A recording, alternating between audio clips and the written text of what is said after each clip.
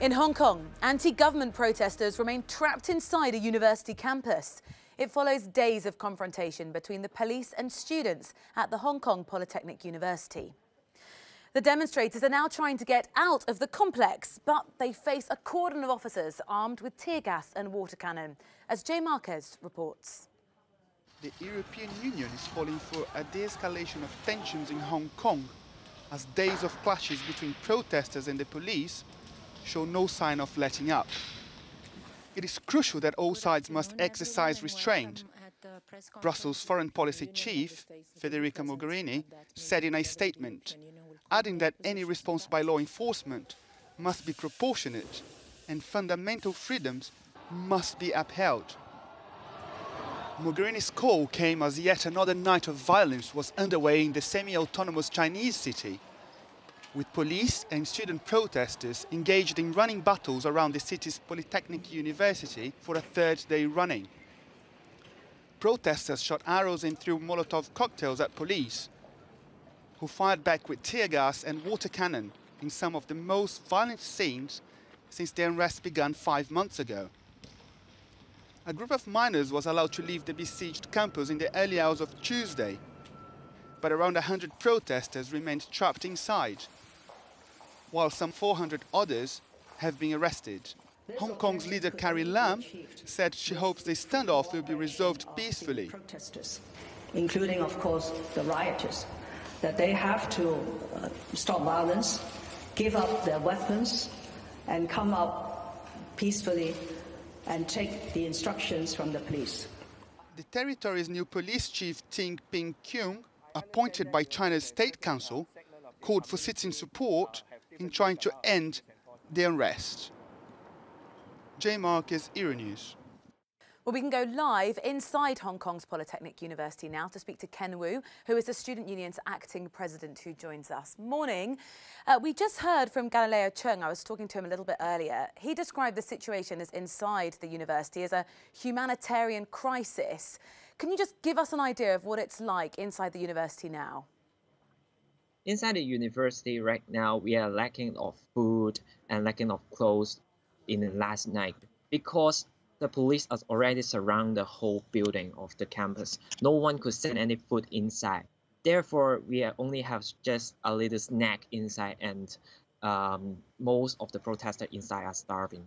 And another issue is that the protesters are sleeping outside the campus, and the weather in Hong Kong are going to get cold right now. And therefore, this night, some of the protesters are getting hypophobia. And this is a very serious issue.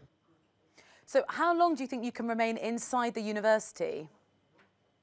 I don't think it would be last too long because most of the protesters are trying to go out with sewage system by road or by jumping out of the bridge. They are looking for some way to leave. We are not going to defend this campus as last week. Carrie Lam has asked the protesters to walk out peacefully. Are you planning on doing that? I don't think most of the protesters will accept this because we know that if we walk out the campus peacefully to the police forces, we are going to be arrested for rioting. We have no confidence to this government that they can keep a fair investigation. Therefore, I think no one would try to leave the campus in this way. Therefore, we have to use a different way, some special ways, just like I just talked about, maybe sewage system or something. But Ken, some of the protesters have been using petrol bombs. Surely you're inflaming the situation. You're not trying to remedy this to come to any sort of resolution. I think why they're trying to use this thing is that actually most of them are claiming they are going to defend themselves.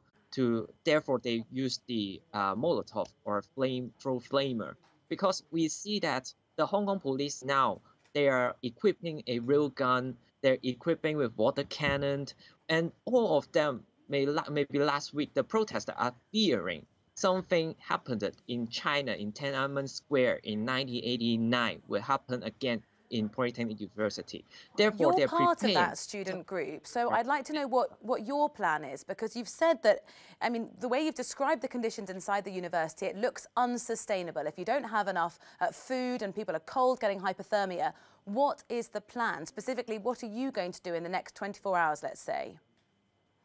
I think most of the students, they have a consent to leave this campus. We are not going to defend this building anymore. But why and how we can go out is the issue. They are looking for ways to escape. So what are you going to do? I'm still planning. Because I'm the acting president of the Students' Union, I will stay until most of the students can find a way to leave and escape safely. Then I will go out.